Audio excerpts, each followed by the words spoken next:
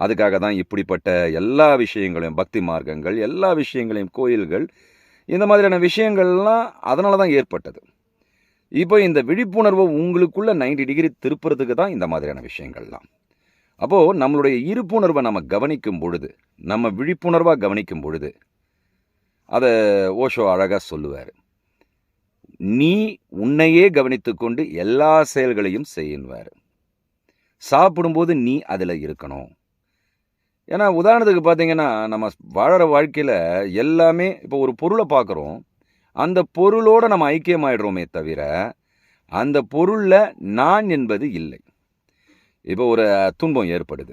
இந்த துன்பத்தை நம்ம வெறும துன்பமாக பார்த்து துன்பத்தை அப்படியே அதை கிரகிச்சிக்கிறதுனால, அந்த துன்பம் மட்டும்தான் உங்களுக்கு பெருசாக தெரியுதே தவிர, அந்த துன்பம் யாருக்கு வந்ததுன்னு உங்களுக்கு தெரியலை.